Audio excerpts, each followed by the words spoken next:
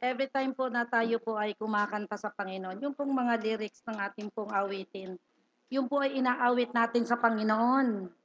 Kaya dapat po pag nagpupuri po tayo, no, galing po sa puso yung pagsasalita natin ng mga lyrics na yon. Ang Diyos po ay banal, buhay, at siya po ay naririto at naghahanap siya ng pupuspusin niya ng kanyang kapangyarihan, karunungan, at doon po siya nagbibigay ng mga solusyon sa ating problema kapag po siya ay nakahanap ng tunay na sumasamba sa Kanya. Amen? Sa tingin mo ba natagpuan ka niya ngayon na tunay na sumasamba? Amen, no? Praise the Lord. So ngayon po ating pong tatalakayin ngayong umaga yung spirit of heaviness. Meron ba nun? Meron po, no? Kasi marami po sa atin nakakaranas ng kabigatan, ng, ng damdamin, yung bang laging nalang emotional exhaust, yung bang laging pagod kahit walang ginagawa, yung gusto laging nakahiga, na parang ayaw mong bumangon. Nakakaranas ba kayo ng ganon? So meron pong espiritu na nakikialam at dumadagan sa atin. At ito po ay spirit of heaviness. No? Ibig sabihin, yung ibang word po sa heaviness, ito po yung espiritu ng kalungkutan, kapighatian, na para man lagi ka na lang, yung bang ayaw kang pabangunin, parang kang may espiritu ng katamaran. Nararanasan nyo ba yan? So sabi mo sa katabi mo, makinig kang mabuti. No? Dahil ngayong araw na ito, ibibigay po sa atin ng Diyos yung solusyon sa mga ganitong sitwasyon. Ako po'y nakaranas ng ganito at hindi ko alam na napakadali lang pala ng solusyon. Napakahirap po na dumaan sa ganitong yung depression, napakahirap, di po ba? Halos gusto mo nang magpakamatay. No?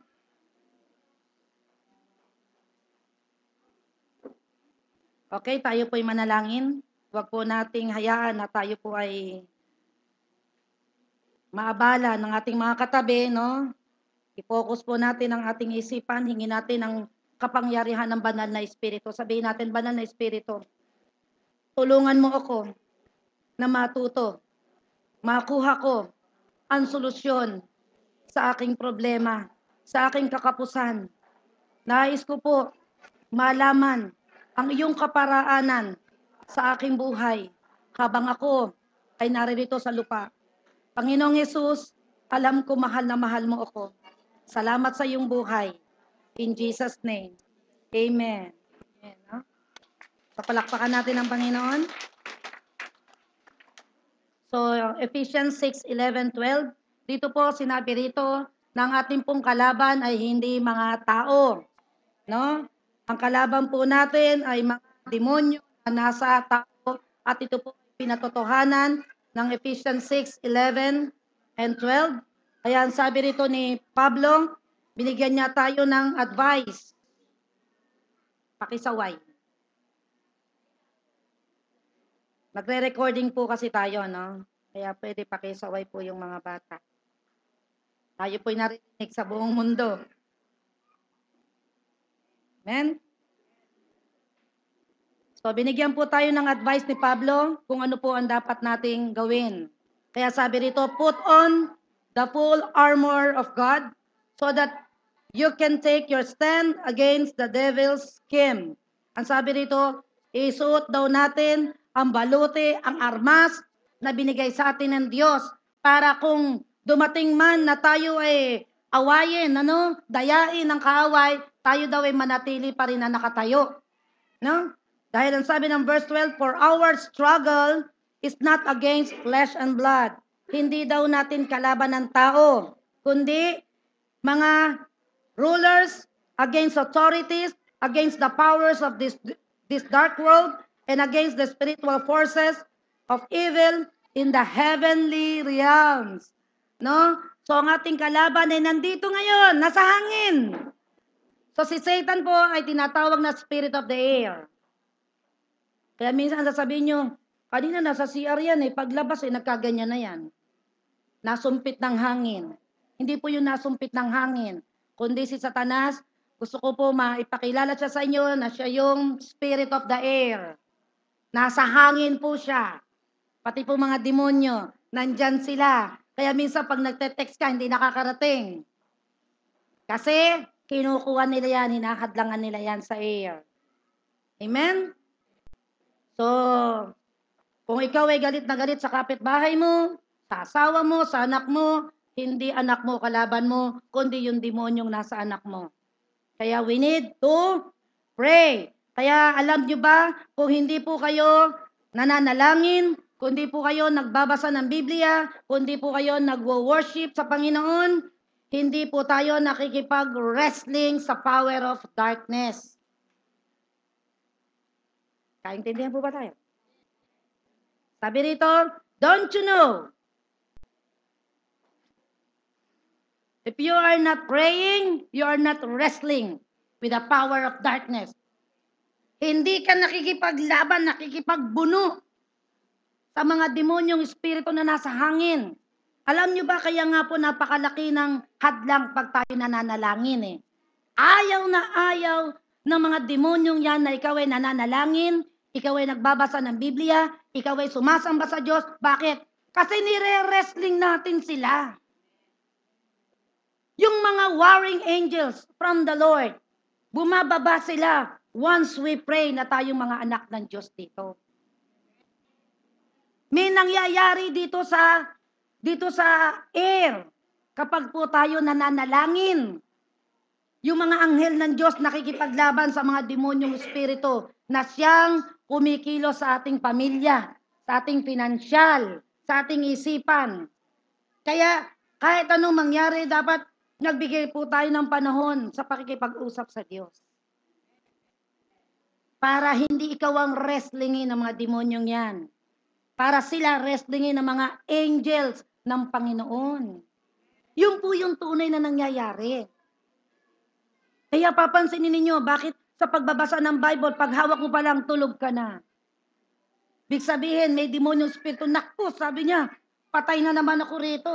Magbabasa na naman ng Biblia. Malalaman na naman niya yung katotohanan. Na ako ay talo na, 2,000 taon na ang nakakaraan. Kanina doon sa binasa natin sa Romans 2, verse 9 and 10, nakasulat na doon. Kaya nga sabi ng Panginoon, magbasa tayo ng Biblia. Bakit? Nakalagay na kasi rito ang parusa sa masama at pagpapala sa mga masunurin. Hindi po excuse dito ang walang alam. Kaya kailangan nating alamin ang batas ng Diyos. Paano niya ba ibinibigay ang pagpapala? Paano ba dinidigma ng mga anghel sa langit ang mga demonyong espiritu dito sa hangin? Sa pamamagitan po yan ng ating pananalangin. Sa pamamagitan nating pagsamba kanina. No? Ginagapos yan ng mga warring angels from heaven. Amen? Yun po yung nangyayari. Kaya kita nyo yung mga bata, ginagamit yan para asarin ka, manggulo. No? So, kailangan lang natin silang disiplinahin. Amen po ba? Praise the Lord. So, ngayon, ano bang nangyayari kapag ikaw ay hindi nananalangin, hindi nagbabasa ng Biblia, at kapag ikaw ay hindi sumasamba sa Diyos? Alam niyo po ba kung ano nangyayari? Number 1, depression. Yan na yung nade-depress ka. Kaya pag may nakita kang ganyang bagsak ang balikat, tanungin mo, nag-pray ka ba kanina? Nag-devotion ka ba? Nanalangin ka ba? Ikaw ba'y sumasamba sa Diyos araw-araw? Sigurado sasagot niyan sa'yo, hindi. Eh huwag kang magtaka kung bakit ka depressed. Amen? Ano pa mangyayari? Ikaw ay madi-discourage.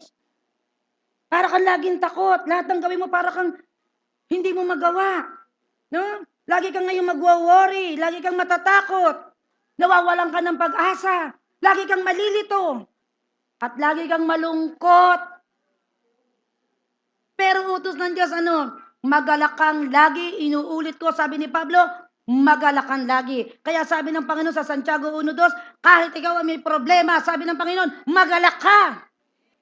Amen? Kasi pag hindi ka nagalak, eto na, no? Yung spirit of heaviness, unti-unti nang dadagan sa'yo yan. Kaya minsan sasabihin mo, ba't napakabigat ng pakiramdam ko? Bakit parang hindi ako makatayo? Naranasan nyo na ba yon? Ako naranasan ko na ito. Nung pumunta ako doon nung nanganak si Abby. Ano bang ano yon? San Juan de Dios. Pumunta ako doon nang hindi ako nagpabalot sa banal na dugo ng Panginoon. Pag-uwi ko, pagod na pagod ako. Sabi ko, ano bang ginawa natin? Bakit ba ako'y pagod na pagod? Hindi ako makatayo. Sabi niya, wala naman ate. Nag-taxi pa kami, hindi pa ako nag-drive. Nalaman ko, mayroon palang spirit of heaviness na yung ospital, lahat po ng ospital, walang exemption. Lahat ng ospital, maraming demonyo. Kaya wag na wag po kayong papasok sa lahat ng ospital nang hindi kayo nagpapabalot sa banal na dugo ng Panginoon para hindi siya sumakay sa inyo. Amen? Nangyari na po yan sa akin. So anong gagawin mo ngayon kapag nangyari na yon? I-rebuke mo in Jesus' name. No? Sa dugo ni Jesus, wala kang kapangyarihan sa akin, spirit of heaviness. Wala kang karapatan na sumama sa akin, lumayas ka. At meron po tayong kapangyarihan. Amen? No, kaya pag nangyayari sa inyo, parang tamad na tamad, ayaw bumangon, tanghali na, ay pang bumangon, i-rebuke mo yung spirit of heaviness. Amen? Praise the Lord. Na lagi ka na lang lelembot-lembot. No? Kaya, kailangan po natin lagi gawin yung ating disiplina para sa ating katawang espiritual. Tayo po ay mga spirit being na nilagay dito sa katawan na ito. Kaya kung paano pinakakain ng iyong katawan, pakainin mo rin yung tunay na ikaw. Ang tunay na ikaw ay yung espiritu na nakalagay dito sa katawan na ito. At walang ibang pagkain yan kundi salita ng Diyos. Amen? Ang laki-laki ng bilbil mo sa katawan, pero yung espiritu mo malnourished pag hindi ka nagbabasa. Kaya ngayon sasabihin mo, bakit kaya ganito ang buhay ko? Hindi. Sisihin mo ang sarili mo. Wala kang disiplina pagdating sa Panginoon. Wala kang ginagawa para sa Kanya.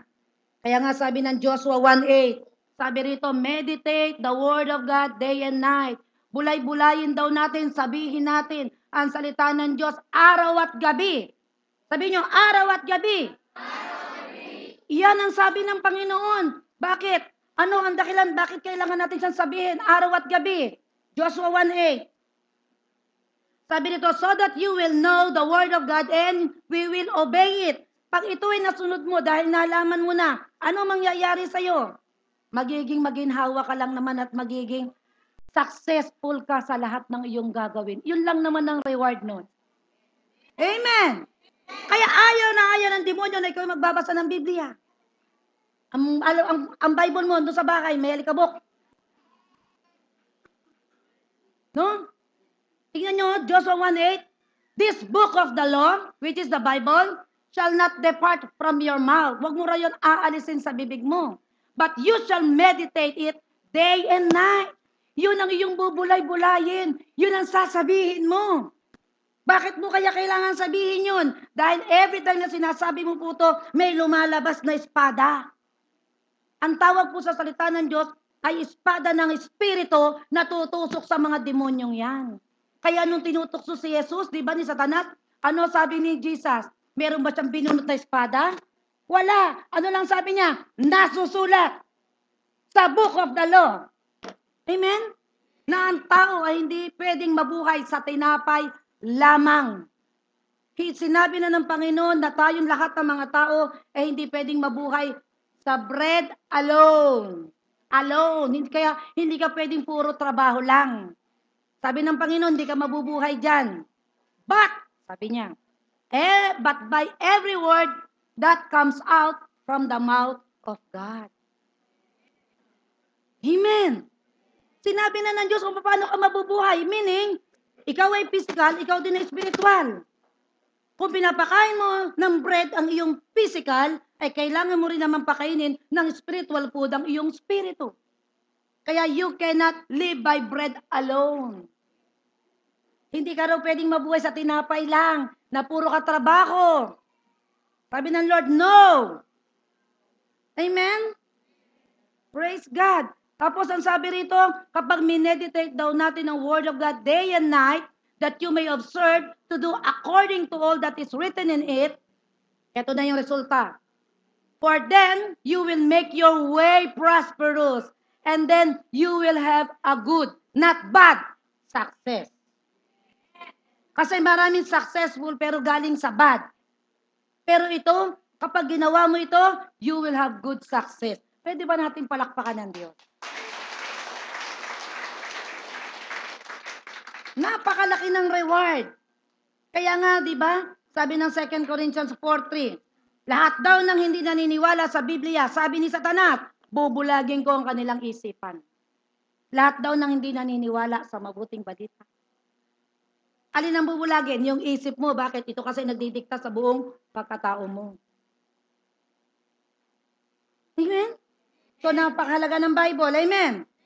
Praise God. Kaya kailangan natin itong gawin at magkaroon tayo ng disiplina sa ating sarili. Kaya makikita nyo, kapag kayo ay hindi nyo ito ginagawa, ito pa mangyayari, darating sa inyo ang spirit of fear. At kapag ito dumating na, hindi ka na makakapagdesisyon ng tama. Kaya sabi ng 2 Timothy 1:7, for God has not given you the spirit of fear. Sa ibang salin yan, spirit of timidity. Ibig sabihin, sa pagkamahiyain. Kundi ang binigay daw sa atin ay kapangyarihan, pag-ibig at matinong pag-iisip. Kasi pag ikaw ay nade-depress, kapag ikaw ay nade-discourage, nawawala ng pag-asa, nalulungkot, ang sabi nito, sasabihin mo, nakakaya. Ito na yung spirit of fear. Ito na yung scapegoat ng marami eh. Kakaya kasi, kakaya. Ba't ka ganyan? Ganyan ako eh. Hindi. Ang tawag dito sa nahihiyang word na ito ay spirit of fear. Spirito ng pagkamahiyain. Akala mo lang nahihiya ka, hindi. May demonyong spirito na nandyan sa likod mo. Kaya ka ganyan. So, anong gagawin mo right away? Ito ang solusyon. Revelation 11:12. Tagalog, no? Ang sabi rito, nagtagumpay. So, past tense. Nagtagumpay ang mga ito. Sino yon? Mga Kristiyano na naniniwala kay Jesus sa dyablo sa pamamagitan daw ng dugo ng kordero at ng kanilang pagsaksi, testimony, sapagkat hindi nila pinanghinayangan ang kanilang buhay. So, dito sa verse ito, meron tayong tatlong tools, armas na magagamit kapag ikaw ay nade-depress, kapag ikaw ay natuturete na, kapag ikaw ay nawawala na ng pag-asa. Unang-una mo raw gawin, ano? Hingin mo yung dugo ng Panginoong Hesukristo. Ang sabi rito, magtatagumpay daw tayo sa pamamagitan ng dugo ng kordero. Sino ba ang kordero ng Diyos? Si Jesus. Kaya ano ang gagawin mo? Ganito, Panginoong Jesus, hinihingi ko po yung banal na dugo. Balutan mo po ako, Panginoon, ng yung banal na dugo. Spirit of heaviness, lumayas ka sa pangalan ni Jesus. Wala kang kapangyarihan sa akin sa dugo ng Panginoong Hesukristo. Ganun po pagsasalita nun. Amen? Kapag ikaw ay nalulungkot, kahapon meron po akong pinag-pray. Si Adora Gorospe. Siguro yung iba rito nakakakilala nito. Meron po siyang biglang nagkaroon ng bukol po sa alak-alakan. Siya po ay merong vertigo at meron ding leukemia. Napakatindi po ng sakit ng babaeng ito. Alam niyo po ba kung saan lang galing ang sakit niya? Sa pag-aalala lang. Lagi siyang nakahiga, hindi makabangon. Hanggang sa yun, nilagyan na ng bukol ang kanyang paa. Alam niyo po ba, sa kapangyarihan ng Panginoong Yesus, hinipo ko po yung kanyang alak-alakan, pinag-pray ko, yung napakatigas na bukol, bigla pong nalusaw. In the name of Jesus Christ of Nazareth. And I command na yung spirito ng bukol ay layasan siya at lumayas right away. At yung itsura niya po, akala niyo siyang pinapasok. Hindi niya alam na gumaganong-ganon yung paa niya. Ako naman habol ng habol. Akala niya, tinutulak ko daw siya. Sabi ko, hindi kita tinutulak. Hawak-hawak ko lang. Pinatong lang ang kamay ko. Akala ko naman napapasok siya. No? At nung hinawakan ko naman siya dito, may mga lumabas daw na mainit sa ilong niya, sa mata, sa tenga. Lahat ng butas nilabasan ng mga demonyo. Dahil lang po yun sa pag-aalala. Kapag po kayo'y nag-aalala, nawawalan po kayo ng tiwala sa Diyos. Meron bang mahirap sa Diyos? Alam mo naman pala ba't ka nag-aalala? Ba't ka natatakot? Ang Diyos, sabi kanina, di ba, hindi siya nakatira sa gawa ng tao. Saan siya nakatira ang Diyos? Sa atin kaya. Lagi natin siyang kasama. Ba't ka matatakot? Kaya sabi ng Panginoon, huwag kang matakot, kasama mo ako. Huwag kang mag-alala, kasama mo ako. Hallelujah! Palakpakan po natin ang Panginoon. Nalilimutan po natin yung mga pangako ng Panginoon. At yan po yung katotohanan. Kaya ang demonyo, gustong-gusto kang hindi nagbabasa para hindi mo mabasa yung pangako ng Panginoon. Na kapag sinabi mo, tutusukin yan ng mga warring angel, gagapusin sila. Kaya sabi ng Panginoon, anumang gapusin mo sa lupa, gagapusin ko yan sa langit. Sabing ganun. Pero bago gapusin sa langit, gapusin mo muna sa lupa. Tayo po ang masusunod dito sa lupa. Sino ang gagawa? Di ang Diyos, kasi hindi naman natin nakikita yung mga demonyong yan eh. Alam nyo ba na pinaka-greatest gift ng Diyos sa atin ay ang ating mga bibig? Sabi mo, ang aking bibig ay greatest gift of God sa akin. Nasa bibig mo kaya. Kaya life and death is under our tongue. Magsalita ka ng salita ng Diyos. Para yung mga espada maglabasan. Habulin yung mga demonyong spirito na yan. Ganun po kahalaga ito. Para ikaw ay magtagumpay. Nasa atin na pong lahat. Wala nang pagkukulangan Diyos. Ikaw na lang nagkukulang. Kaya sabi ng Hosea 4:6, my people, my children are destroyed for lack of knowledge in the Word of God. Kaya kaganyan, wala kang alam. Kaya ka walang alam, tamad kang magbasa. Tama po ba? Praise the Lord, no? Revelation 12:12. Ayan sabi rito, magtatagumpay daw tayo sa dugo ng Panginoon Jesucristo kapag daw po tayo nagte-testimony at kapag hindi daw natin pinanghinayangan ng ating buhay. Bakit kaya? Kaya sabi sa verse 12 ito, kaya't magalak kayo, kayong kalangitan at lahat ng naninirahan dyan. Bakit daw kailangan magalak? Dahil nagtagumpay na dahil sa dugo ng Panginoon Jesucristo. Pero sabi rito, ngunit kalagim-lagim daw ang daranasin nino ng mga tagalupa at ng mga nasa dagat, sapagkat matinding puot ng dyablo ay babaksak sa inyo. Alam niyang kaunting panahon na lamang ang nalalabi sa demonyong yan. Kay Satanas. Okay. Itong demonyong ito, sabi, pinakilala siya ng Panginoon that Satan came to kill, to steal, and destroy. Ito yung kanyang purpose dito sa lupa. Pumatay, magwasak, at magnakaw. Yang tatlong yan ang karakteristik ni Satanas. Ito yung ugali niya.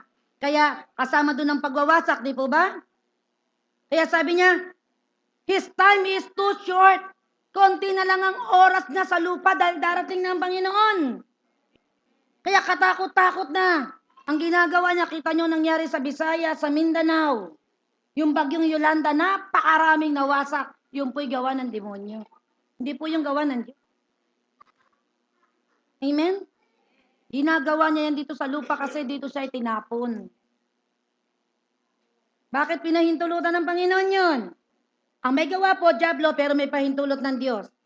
Bakit naman pinayagan ng Diyos? Akala ko ba mabait ang Diyos? Akala ko ba mawain siya?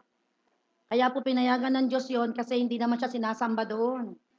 Mga ribulto, mga gawa ng tao ang kanilang sinasamba at ang tawag nila ay Diyos. Amen. Praise the Lord. So, mas mabuti po ang may alam sa walang alam. 2 Corinthians 10, verse 4 and 5. Alam niyo ba kung paano kumikilos ang kaaway? Dito po sa ating isipan. Naglalagay siya ng stronghold. Ibig sabihin, dito siya nagkukuta. Kaya minsan, di ba yung iba, bakit ganyan ka? Tapos na yan, 3 taon nang nakaraan yan. Bakit babalik-balik yan? Pinag-awayan na natin yan noon, pag-aawayan uli ngayon. Ito yung sagot, makinig ka. Kung sino ka man na hindi makalimot sa nakaraan.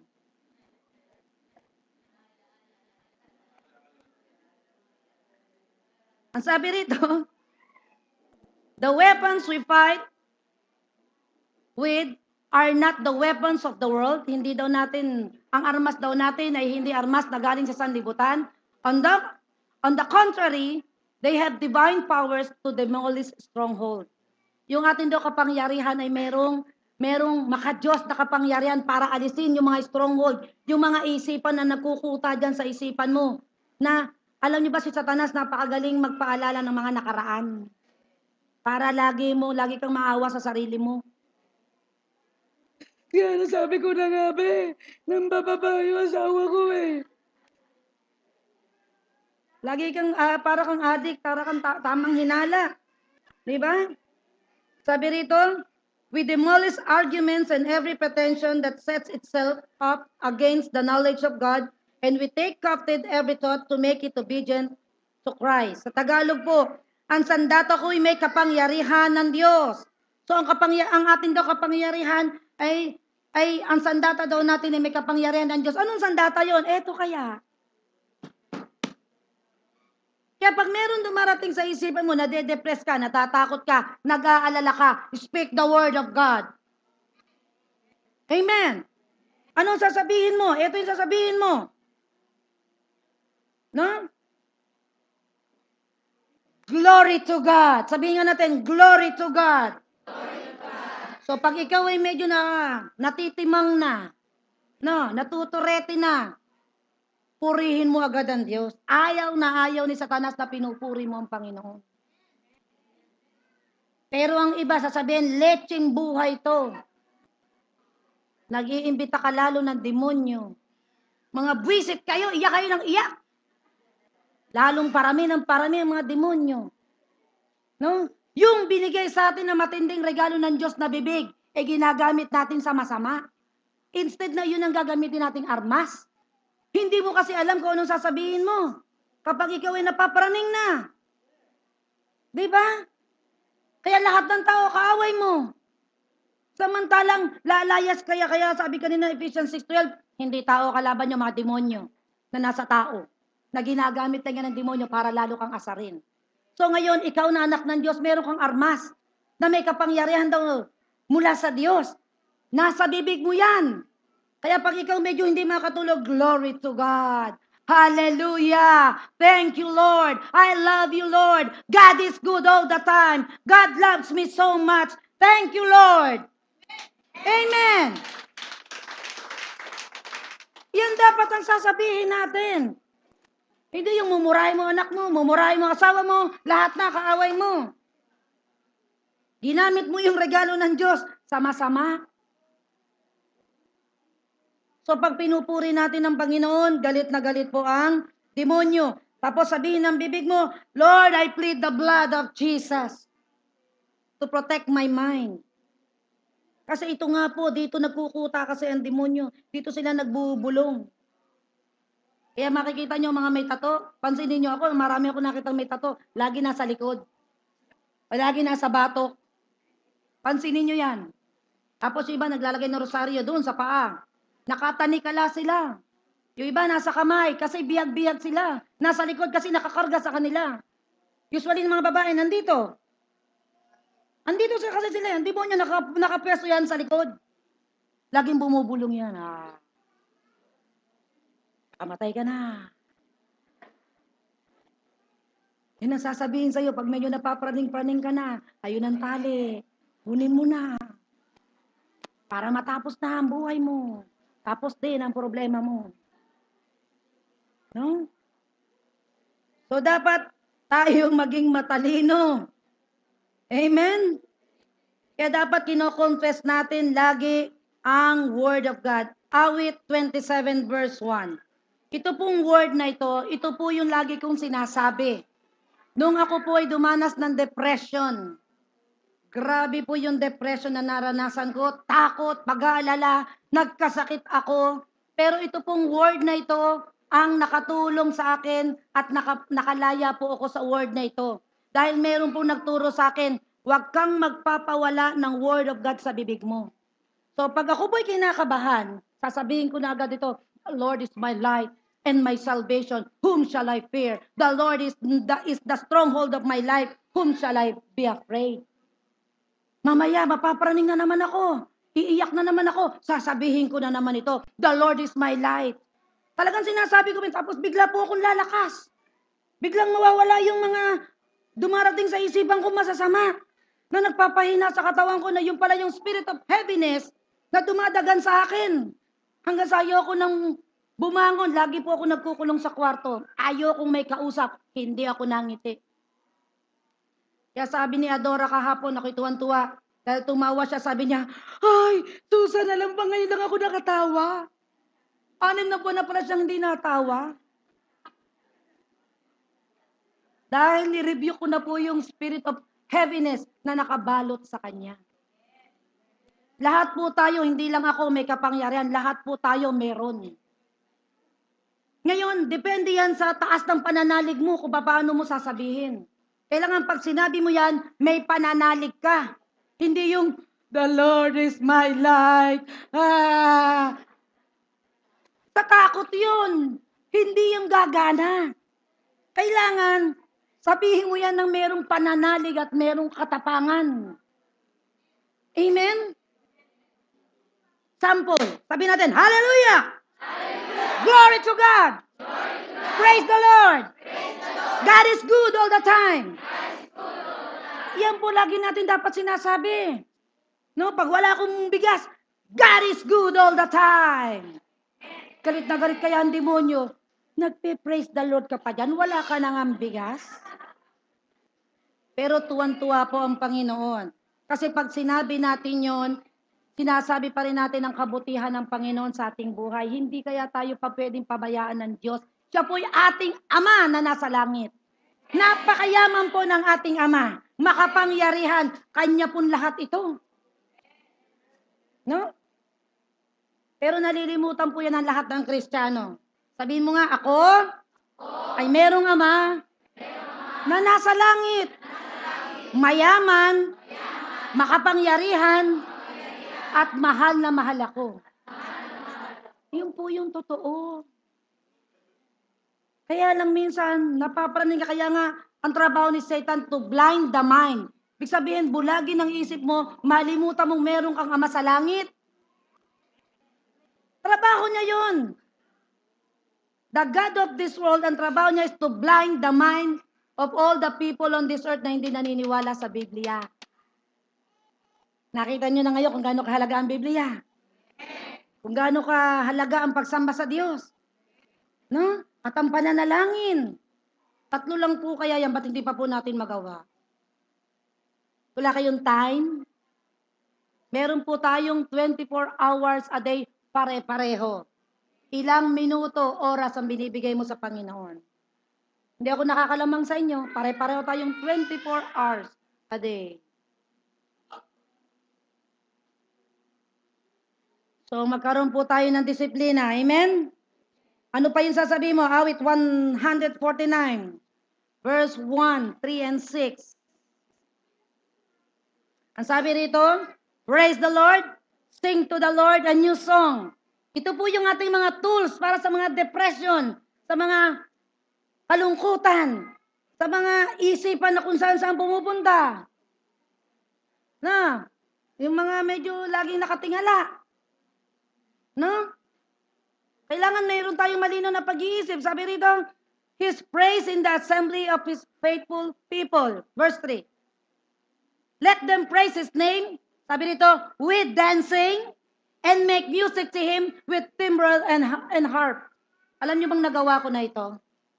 Mayroon akong malaking problema. Ang ginawa ko, umawit ako at sumayaw ako ng sumayaw. Hindi ko alam, nakasulat pala. Ngayon ko lang kaya nalaman to. Kaya pag may problema, hindi iiyak. Kailangan kakanta at sasayaw. Amen. Sa loob kang alam ng kwarto. Kaya nga sabi ng Diyos, when you pray, enter into your room para hindi ka magmukhang siraulo sa mundo. Doon mo sayawan ng Panginoon. Di ba? Kantahan natin ang kantahan. Hallelujah! Oh, praise the Lord! Glory to God! No? Sumayaw ka ng sumayaw. Nakita mo, ang demonyo, visit na visit sa'yo. Pero ang Diyos, lugod na lugod naman sa'yo. Bakit sa kawalan, patuloy ka nagpupuri sa Kanya. At ang mga demonyong nandiyan sa paligid, lalayas kaya sila. Amen?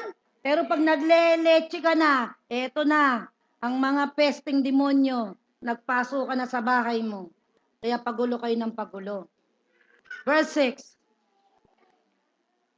May the praise of God be in their mouth and a double-edged sword in their hands. Ito dapat yung ginagawa natin. No? Sabi rito, may the praise of God be in their mouth. Sabihin, meron tayong lalabas na purihin ka, Panginoon. Napakabuti mo, Panginoon. Ito ibig sabihin nun. Kaya naman yung double-edged sword in their hands. Di lang, magdala ka ng Biblia tapos sabihin mo. Ito yung gagamitin mo yung kamay mo sa pagkuha ng Biblia. Magbasa ka. And then speak, praise the Lord! Glory to God! Amen? Nasa atin na po lahat ng tools. Isasagawa na lang po natin. Mararamdaman nyo biglang gagaang yung spirit of heaviness na nagpapabigat sa inyo na laging nakadagan dito. Mawawala po yan. Amen. So, papracticing po natin yan araw-araw sa ating bahay. Walang bigas, praise the Lord, wala kaming bigas. Pero ang Diyos, mahal na mahal pa rin ako kahit wala akong bigas. Alam ko, hindi ako pababayaan ng Diyos. Yun ay pangako niya, na hindi niya ako iiwan, hindi niya ako pababayaan. Yun po yung dapat nalalabas sa ating bibig, yung pangako ng Diyos. Saan po tayo lalapit? Sa Diyos Ama. Sabi mo, sa Diyos Ama. Hindi sa Bombay. Amen. Hindi tayo sa Bombay pupunta. Kaya lagi nakatok yung Bombay pag ako nag-Bible study ron. Sabay na sabay pag ako nag-Bible study. Ito, may kasabay akong Bombay. Yung mga tinuturoan ko, sinisingil. Sabi ko, sino ba yan? Kala ko atin. Nung pala sabi niya. Sabi ko, sino ba sinisingil nun?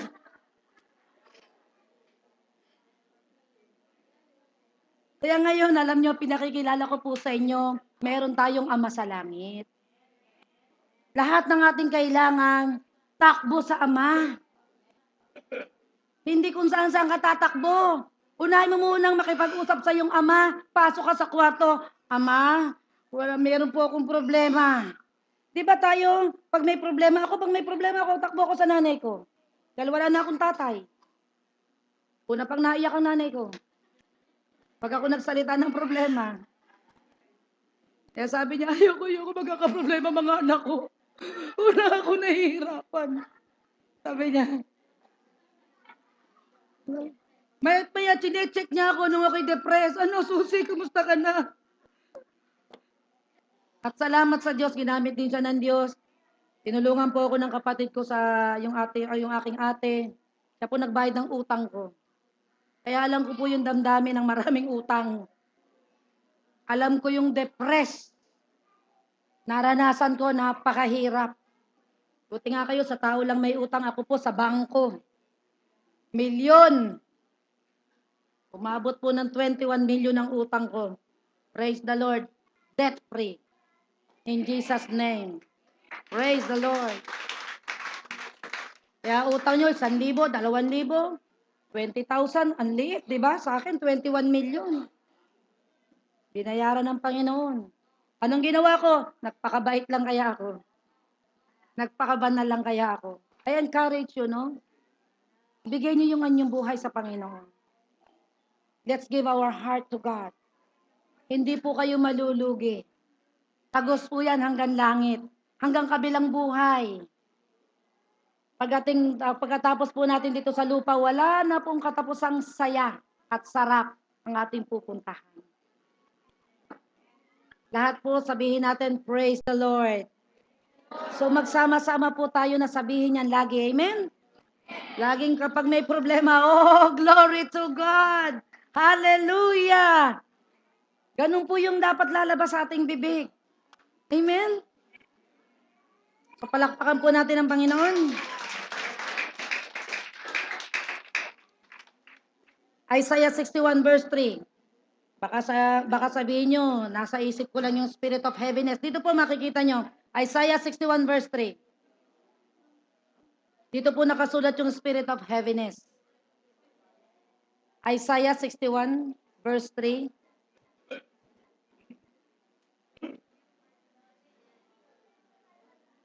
Ang sabi rito, put on the garment of praise for the spirit of heaviness. No? So nakasulat po rito sa Isaiah 61 verse 3, no, the garment of praise for the spirit of heaviness. Ibig sabihin, ang gagamitin lang daw po natin ay yung letter silang Isha. Andiyan na yan eh. Andito na sa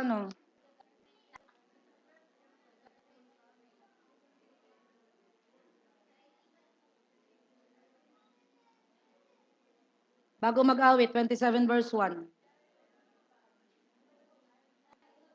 Ayaw daw lumabas, isipin nyo. Ang bigat, no? Yung spirit of heaviness, ayaw lumabas. Talagang ayaw magpakita ng demonyong ito. Nakalagay po rito, Isaiah 61 verse 3, put on the garment of praise for the spirit of heaviness. Ibig sabihin, ang gamot lang pala, ang solusyon lang pala sa spirit of heaviness is to praise the Lord. Amen. Ayaw magpakita, kita nyo? Nandito kaya yan, nakasulat na. No, naka-transfer na yan doon. Kaya yung ating pumabibig, gagamitin po natin saan? Sa pagpupuri sa Panginoon, anuman ang nangyayari. Patuloy po tayong magpasalamat, huwag po tayong maninisi sa Diyos. Ano ba naman buhay ito? Akala ko ba pagka-born again sagana na ako. Hindi. Ang sabi po ng Panginoon, kapag daw tayo ay na-born again, ito po yung pangako ng Diyos. Carry your cross and follow me. Buhatin mo ang iyong cross at sumunod ka sa akin. Ibig sabihin, hindi po madali ang pagsunod sa Panginoon. Meron kang bubuhating cross.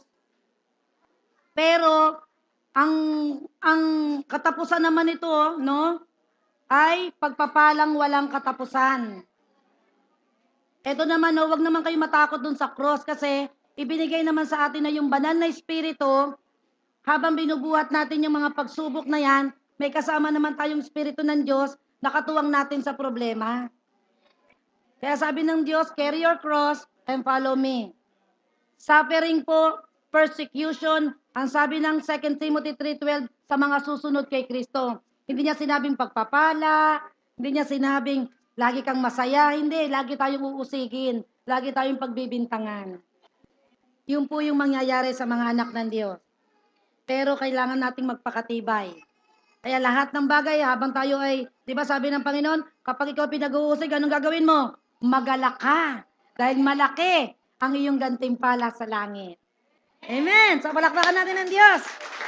Glory to God, no? So, tayo po'y tumayo.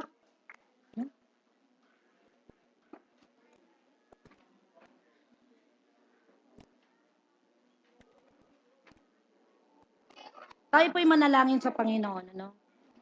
Dahil alam natin, dahil hindi pa natin to alam, hindi pa natin napag-aaralan, nung tayo po'y dumadanas ng ganito, at alam ko merong dumadaan sa ganitong sitwasyon ngayon, maraming kabigatan sa puso, maraming iniisip, hindi alam ko anong gagawin.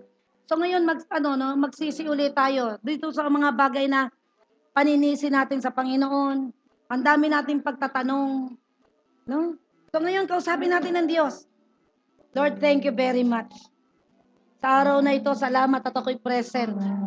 Nalaman ko po na kaya pala napakabigat ng aking kalooban. Dahil sa aking pag-aalala, sa aking takot,